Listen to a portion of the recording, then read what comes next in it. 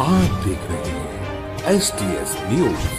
आपको हमारे साथ लड़ना है तो मर्द की तरह। वोटर्स लिस्ट को लेकर संजय राउत ने बीजेपी को घेरा। महाराष्ट्र में विधानसभा चुनाव से पहले विपक्षी गठबंधन महाविकास आघाड़ी एमवीए के नेता लगातार वोटर्स लिस्ट में गड़बड़ी का मुद्दा उठा रहे हैं। उद्धव ठाकरे गुट के नेता संजय राउत ने आरोप लगाते हुए कहा कि चुनाव आयोग की मदद से बीजेपी मतदाता सूची में घोटाला करने की कोशिश में है। ये लोग लोकतंत्र को खत्म करने का प्रयास कर रहे हैं। शिवसेना यूबीटी नेता संजय राउत ने कहा, बीजेपी और उनके जो चेले चपाटे हैं वो चुनाव हारने जा रहे हैं। वो किसी भी हालत में जीत नहीं पाएंगे। हमने उन्हें लोकसभा में हराया और वे विधानसभा चुनाव में भी हार रहे हैं। ये वोटर्स लिस्ट में गड़बड़ी और घोटाले कर रहे हैं। चुनाव आयोग से हाथ मिलाकर और उनकी मदद से मतदाता सूची में गड़बड़ी करने की कोशिश कर रहे हैं। उन्होंने आगे कहा, बीजेपी लगभग 150 विधानसभा सीटों पर चुनाव लड़ रही है और वे उन लोगों को ढूंढ रहे हैं जिन्होंने लोकसभा चुनाव में एमवीए को वोट दिया है और उनके नाम फर्जी मतदाताओं से बदल रहे हैं। ऐसे हर विधानसभा क्षेत्र से 10,000 वोटर्स को निकाल देंगे और उनकी जगह पर बोगस वोटर्स को डाल रहे हैं ताकि हमारी जीत की जो संभावना है वो कम हो जाए, क्योंकि कुछ जगहों पर कांटे की टक्कर है। गृह मंत्री अमित शाह भी जिम्मेदार। संजय राउत ने कहा कि हम इस मुद्दे को सिर्फ देश में ही नहीं इंटरनेशनल प्लेटफॉर्म पर भी लेकर जाएंगे और लोगों को बताएंगे कि इस देश में क्या हो रहा है। बाबा अम्बेडकर का संविधान मानने वाला ये देश है। संजय राउत का बावनकुले पर गंभीर आरोप। शिवसेना यूबीटी सांसद संजय राउत ने आरोप लगाते हुए कहा कि बीजेपी की महाराष्ट्र इकाई के अध्यक्ष चंद्रशेखर बावनकुले मतदाता सूची से वैध मतदाताओं के नाम हटवाने और फर्जी मतदाताओं के नाम शामिल करवाने की साजिश में शामिल है। उद्धव गुट के नेता संजय राउत ने ये भी कहा कि अमित शाह चुनाव के बाद महाराष्ट्र में राष्ट्रपति शासन लगाने की पूरी कोशिश कर रहे हैं, लेकिन हम ऐसा नहीं होने देंगे। लिस्ट में गड़बड़ी हो रही है। महाराष्ट्र में, झारखंड में, हरियाणा में कोशिश की, लेकिन महाराष्ट्र की बात ऐसी है, भारतीय जनता पार्टी और उनके जो चेले चपाटे हैं, चोर लफंगे, उनके साथ वो चुनाव हारने जा रहे हैं। किसी भी हालत में जीत नहीं पा रहे। लोकसभा में ये लोग हार गए हैं। हमने हराया उनको, बहुत कोशिश की, लेकिन विधानसभा में ये लोग हार रहे हैं। तो क्या कर रहे हैं अभी मालूम है आपको? जो वोटर लिस्ट है उसमें गड़बड़ और घोटाले कर रहे हैं। चुनाव आयोग को से हाथ मिलाकर चुनाव आयोग उनको मदद कर रहा है।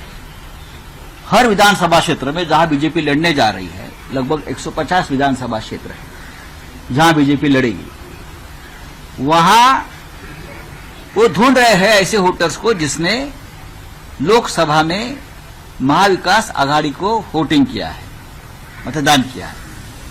ऐसे हर विधानसभा क्षेत्र से 10,000 वोटर्स को निकाल देंगे, डिलीट कर रहे हैं और उनके जगह पर 10,000 बोगस वोटर्स को डाल रहे हैं, क्योंकि हमारा जो जीतने की संभावना है वो कम हो जाए, क्योंकि कांटे की टक्कर है कुछ जगह पे।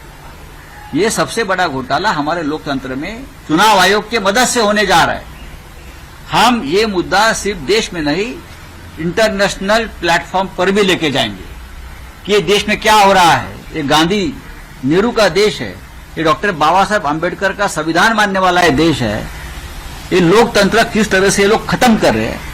चुनाव आयोग गृह मंत्रालय के अखितारे में आता है, तो मुझे लगता है उसके लिए जिम्मेदार अमित शाह जी है। आपको हमारे साथ लड़ना है तो मर्द की तरह सामने आइए, चुनाव लड़िए, लोगों में जाकर लड़िए, आपको पता चलेगा क्या है वो। आप हारने के डर से इस तरह से अगर घोटाले करेंगे तो देश नहीं रहेगा। चार प्रमुख नेता इस पूरे मास्टरमाइंड इस पूरे घोटाले के कौन नेता है? कुछ चंद्रशेखर बावनकुले ने तो एक विशेष प्रशिक्षण शिविर लिया नागपुर में कि एक घोटाला हम कैसे करना चाहते हैं और कैसे कर सकते हैं, पूछे उनको। विशेष शिविर लिया है और ये जिम्मेदारी जिनके पास दी है उसमें से एक व्यक्ति को विधान परिषद में जो गवर्नर्स नॉमिनेशन में जो एमएलए हुए हैं ना, उसमें से एक व्यक्ति को ये पूरा जिम्मा दिया है। उसमें से उसने शिंदे गढ़ को और अजित पवार को नहीं लिया है, सिर्फ बीजेपी के ही मतदार संघ जो है, चुनाव क्षेत्र है, उसमें ऐसा हो रहा है। उसका मतलब है शिंदे को भी ये अब हराने वाले हैं और अजित पवार को भी हराएंगे। लेकिन आरोप लगा रहे कि आप लोग हारने के डर से नया शगुफा छोड़ रहे हैं। बावनकुले से हमको ये बात सीखने की जरूरत नहीं है।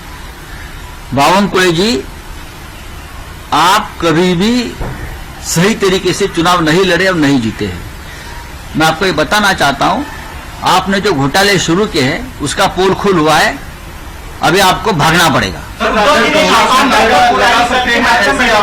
राष्ट्रपति शासन लगा सकते हैं ऐसा आपने देखिए, सामना में लिखा है। 20 तारीख को चुनाव होगा महाराष्ट्र में, 20 तारीख को चुनाव, 23 तारीख को होगा काउंटिंग और 26 तारीख तक हमको सरकार बनाने की मुदत दी है। 26 को सरकार बनानी पड़ेगी, 23 को अगर काउंटिंग होता है तो 24 तक काउंटिंग चलता है।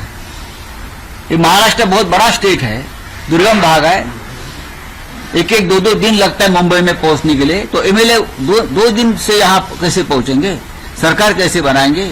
ये आघाड़ी का सरकार बनने वाला है, तो किसी भी हालत में लोगों को एक साथ नहीं आना है और सरकार बनाने का या विधिमंडल का नेता चुनने का जो एक समय लगता है वो भी हमें नहीं दे रहे।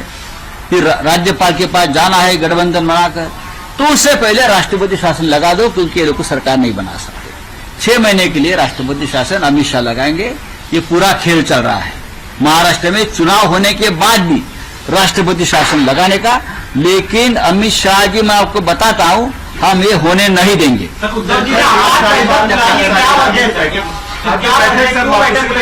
आज 12:30 बजे एक अर्जेंट बैठक हमने बुलाई है, उद्धव साहब ने, शिवसेना प्रमुख ने, सभी प्रमुख नेताओं की, और 12:30 बजे हम मातोश्री में बैठेंगे और कुछ महत्वपूर्ण निर्णय लेने जा रहे हैं।